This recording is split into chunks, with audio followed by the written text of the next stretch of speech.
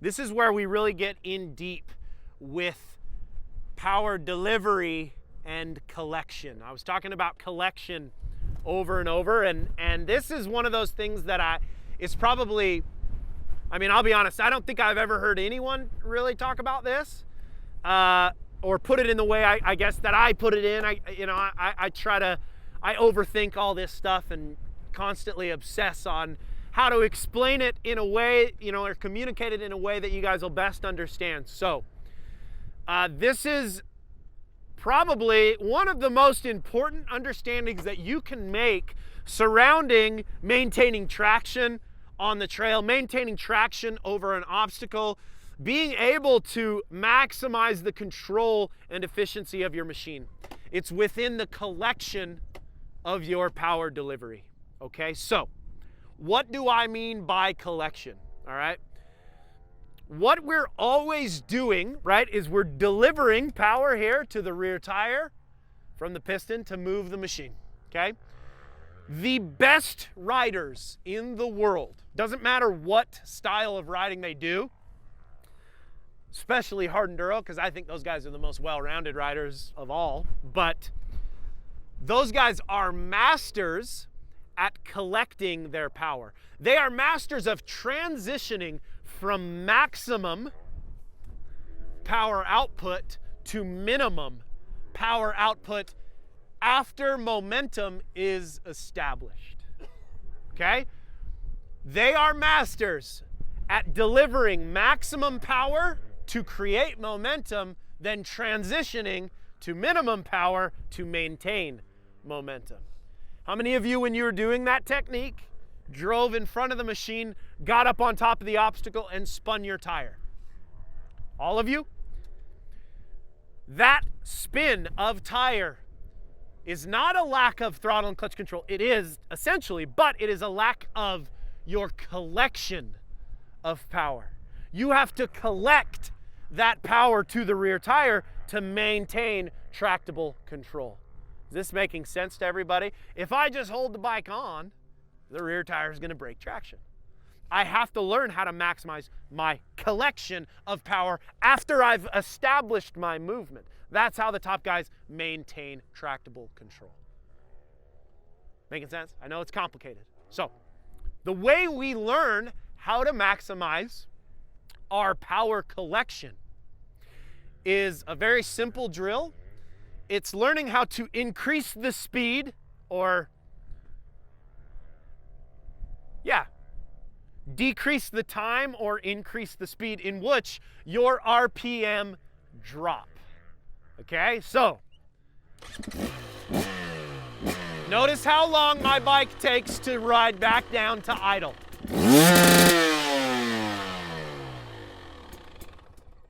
Okay, that's how long that takes. We're trying to learn how to increase the speed of that RPM descent. The way we increase the speed or collect the power is our clutch. We deliver, we collect. So,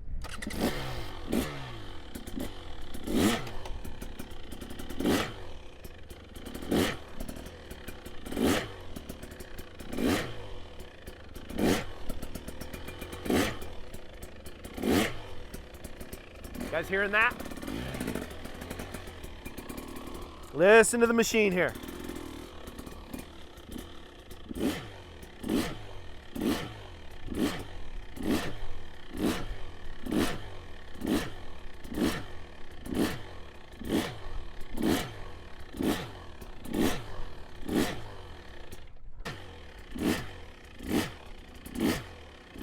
Sounds the same every time.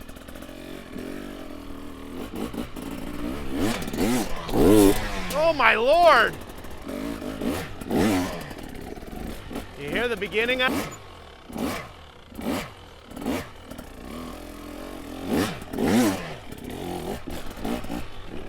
power.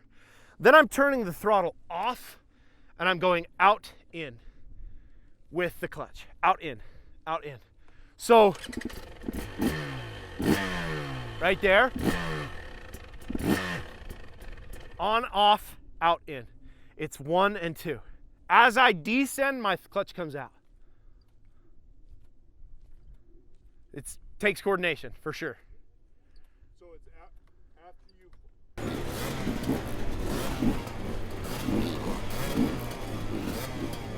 Later, always later, always later. Keep working it. Of control with our whatever it is, whether it's power delivery or body position or balance or whatever, right? So working that stuff, repeating that stuff is going to be key. Now, what I want to do here is show you guys what we've been building up to, okay? The whole entire day, essentially. We're getting to the place where we want to learn how to hit obstacles clean with that double blip approach. And the thing about that double blip is there is a lot that is happening in that double blip control. To get the front tire into the air, to get the propulsion over the obstacle, to get all of that stuff to work smooth and together is very challenging. And what we're always trying to do is maximize that efficiency and control of everything together, right? So, once again, I'm going to explain the double blip, the whole entire thing. Then I'm going to break down the first step, just so you understand how many steps there are, okay? So, as I approach the obstacle, I'm in a centered position. I'm really never idling. It's very rare that I'm idling, okay? Steady throttle, I'm in that friction zone slip. Now, about 5 feet before the obstacle, I'm going to initiate suspension compression and rebound to get my front tire into the air. The way that I do that is I drive my knees directly to the radiators and I pull in my front brake, clutch comes in, throttle comes on, it's simultaneous. Driving my weight directly to the radiators, my knees directly to the radiators, I pull the clutch in, I pull the front brake in, and I turn the throttle on. Just like that.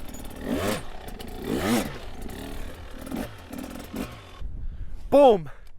Front brake, clutch, throttle. All at once. Okay? I come forward, knees to the radiator, clutch comes in, throttle comes on, front brake comes in, my suspension is compressed, my engine is loaded.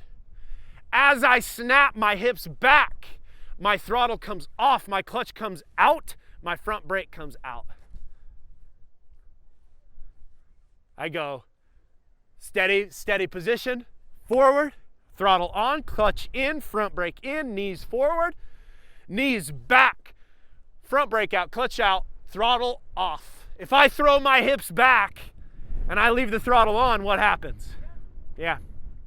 So, centered position on the machine, we're dragging a little bit. We drive our knees to the radiator, clutch comes in, throttle comes on, front brake comes in, suspension's compressed.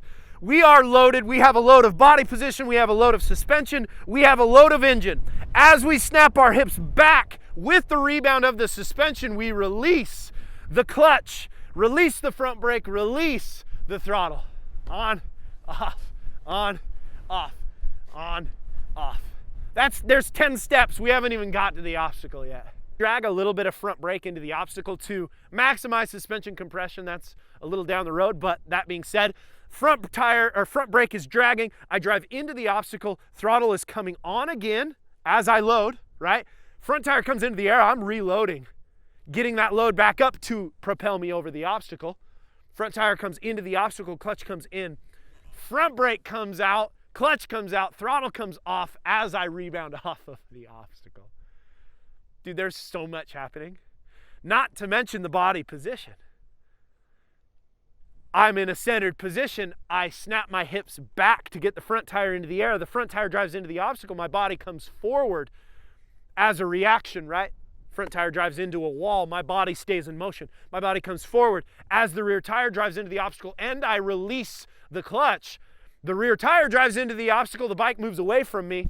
Because I'm forward, I can move back and hold traction. I go back, forward, okay? Watch again. D, forward, back, right? Forward to get suspension compression, back with the rebound of that suspension. Forward again as I hit the obstacle, back again to hold traction. Forward, back, 10 techniques to build you into the rider that can hit obstacles like that can hit jumps, that can hit anything, an adaptable rider. That's what I want to be, is the most adaptable rider that I can be, right? Adaptability comes from fundamental control. And you can see how we've built to that. Again, it's like you can go out and hit ledges and survive. But I want you to thrive. I want you to look at a ledge and say, I'm going to hit that thing. I want you to look at a splatter and say, that looks cool for video, let's get it. I want you to be able to perform when you need to perform, right? Best way to learn how to do that is on flat ground. Okay, so what I want everyone doing is practicing their clutch ups. Once again, we're in a centered position on the machine. We drive our knees to the radiators. Clutch comes in, front brake comes in, clutch comes on, suspension is compressed. With that suspension rebound, our knees come back, our hips come back, our clutch comes out, our front brake comes out, and the throttle comes off. On, off. On, off. On, off. On, off. Yeah. Do it exactly like as I say. Okay? Position that movement, being able to uncouple from the machine. You can see how much maximization I put into the machine as I go over obstacles. At that point, we started to work the unstuck technique, right? That unstuck technique